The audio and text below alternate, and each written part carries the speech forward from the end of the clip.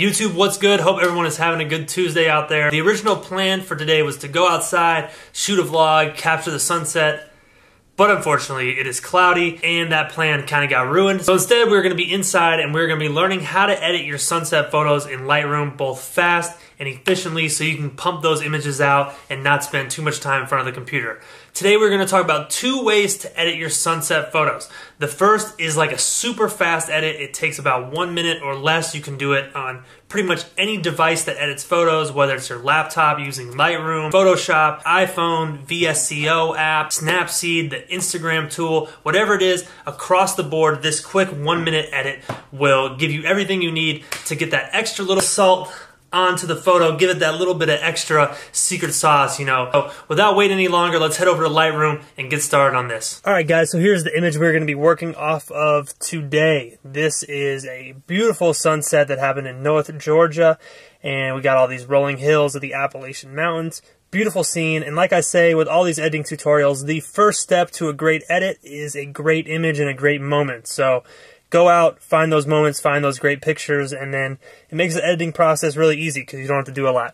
So the first thing we're going to do to this photo is the simple edit version. This is going to be a quick edit off of this raw file, nothing complicated. It should take about 1 minute. The first thing I'm going to do is I'm going to add in a little bit of contrast to this image right here.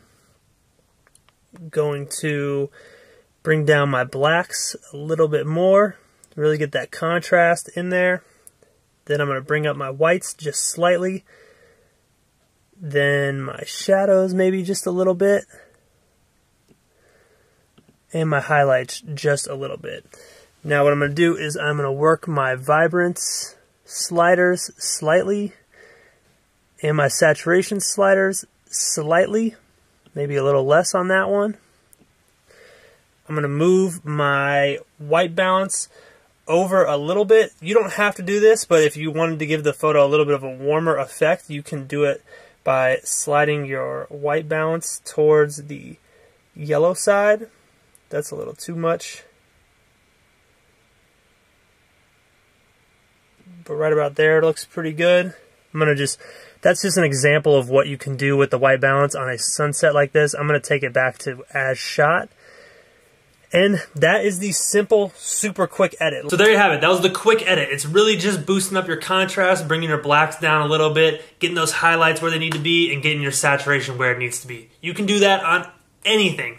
Photoshop, Lightroom, VSCO, Snapseed, Instagram, Twitter, doesn't matter. Very simple edit for your sunset photos. Now we're going to go into Lightroom and do a little bit more of an advanced edit. We're going to work in the tone curve. We're going to work those curves to get a nice little color cast across the image, add that little bit of extra secret sauce and glow to the colors of that sunset. Now we're going to go into the more advanced Lightroom portion of this edit. This might take a little bit more time, but it's still a relatively fast edit because we're starting out with such a beautiful image. So I'm going to go ahead and just keep these sliders up here all the same. What I'm going to do is I'm going to work on this tone curve, and then I'm going to come back towards the top into our basic adjustments and fix those afterwards. So if you open up Lightroom, we're going to go to the tone curve, and if you open up Lightroom and your tone curve looks like this right here with these 4 sliders, you're going to go ahead and click this box over here. That is going to take you to the point curve, and we are going to drop in 3 points. Alright, with these points, what I'm going to do is I'm going to just slightly move these points around to adjust the shadows and the highlights of the image and get them where I want them to be. Sorry about that extra noise if you can hear. The computer fan just turned on. Not much I can do about that. That looks solid, and this last point, this point's making a big difference in the highlights up in those clouds. That looks pretty good. I'm alright with that for now. The tone curve is really tricky because it's all about personal preference. As I'm editing this image, I'm thinking to myself, what am I going for? Kind of going for a warm glow, and I want my shadows to have a little bit of warmth to them. So that's why I'm moving the points the way I am. You might want something totally different out of your image, and you can move the points however you want. But that tone curve is where you're going to get that unique style, that unique flair, and where you're going to get those really unique tones in your image. So take your time, play with it, use my points as kind of a starting point, and then you can move them around wherever they need to go. Next up, we are going to click these channels button, and we are going to go into the individual channels and work on them piece by piece to change the colors around and get the effect we're going for. So first thing I'm going to do is I'm going to work on this blue slider right here. Once again, I'm going to drop in 3 points, and I'm going to manipulate these points just slightly so I can get the right balance of reds, blues, and greens inside the image and really get the effect I'm going for. So I'm going to bring this one down just a little bit. And if you've watched my previous tone curve videos, you know it's all about making minor adjustments to this curve. You don't want to go crazy, because weird stuff will happen if you go crazy.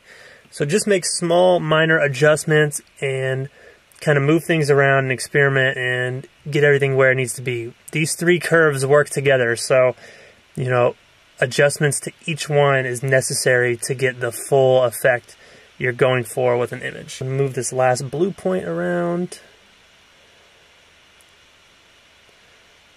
Alright, that looks good. So as you can see, now the image has kind of more of a blue tint to it. That is going to go away as we go through these other curves. So now we're on the green channel. I'm going to drop in 3 points yet again. Going to move this point around. Alright, a little bit more balanced. Once we go through this red curve, it should balance everything out the way it needs to be. Once again, we're going to drop in 3 points. Move that one down just a little bit. Oh yeah, I like the way this looks now that we moved this one over. Really brought those reds back into the image. Could take it a little farther left if you really wanted to get a lot of red in there. I don't recommend that, but you could do that if that was what you were into. That will work. One of the last things I want to do with this image is work on the colors. I don't like using the color sliders because it can get kind of messy. If you make the saturation too low or too high on different colors, it ruins the flow of the sunset. And let's be honest, nature is the best artist out there. They're better than you. So you want to stick with kind of the natural gradients that come with the sunset. Don't manipulate those too much. So we're going to use our split toning sliders to add in some colors to our shadows and highlights without messing up that natural color gradient we got from the sunset. Alright, now that we got that tone curve done and we've adjusted these color saturations and vibrance to kind of flatten our image back out again, we are going to make a few more color adjustments, not down here in the color slider. We are going to go to the split toning color adjuster. I like using split toning for sunset images like this because when you're using these sliders up here, it's too easy to just mess up the natural flow of the sunset that you are working with.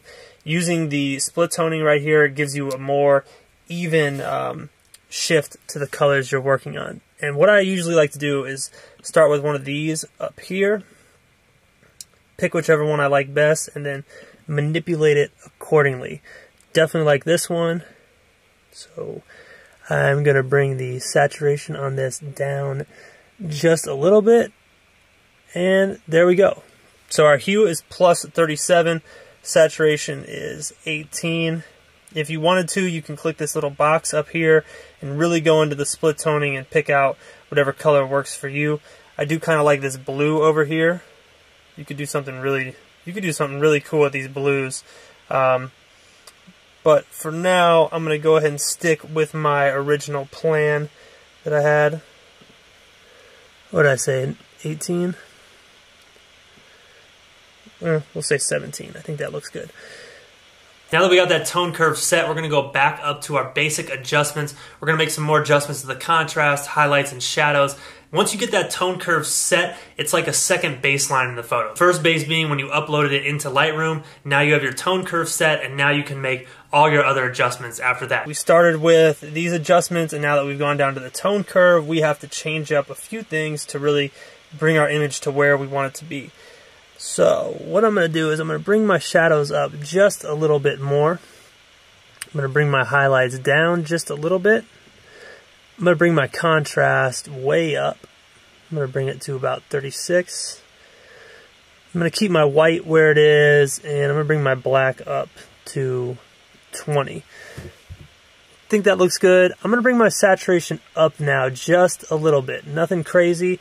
And like we did with the previous edit, if you wanted to, you could move this around and get a warmer or cooler effect on your sunset. I am going to go back to as shot because I think the camera did a good job capturing the colors. we're looking pretty good on this sunset right now. But to me, something feels like it's missing. It doesn't feel like there's enough contrast in this image. So I'm going to do one more thing. I'm going to go down to this region tone curve, and I'm going to drop my blacks down a little bit more to -7, I think. I think that looks good, and I'm pretty happy with that. What I'm going to do last is I'm going to take this heel brush, and I'm going to paint over this tree branch right here and get it out of the picture, because to me it feels a little bit distracting. Cool. Could be a little better, but for now, for the sake of just this tutorial, I'm not going to nitpick. I think that looks good. Right up here we have a dust spot, if you notice, from the camera. What I'm going to do is get rid of that dust spot. Very nice. Now that's gone. I'm going to look over the image one more time. I think I am going to shift my white balance just a little bit towards the warmer side of things. Kind of want more of a warm pop to the image. And I think that's about it. We can go ahead and call it a day. What I would probably do is walk away from this image for maybe an hour or so and come back and make some more adjustments to things like the tone curve and more adjustments to the split toning, kind of perfect everything and get it exactly the way I want. But right now, just based on how it looks, I'm very happy with this one, and I think we're done. That's about it, guys. I hope you enjoyed this tutorial. If you have any questions or want to know more, drop a comment below. Do me a favor, share this video with anyone who you think it would help. It's always greatly appreciated. And that's about it. Hope everyone has a great week, and I will see you next time.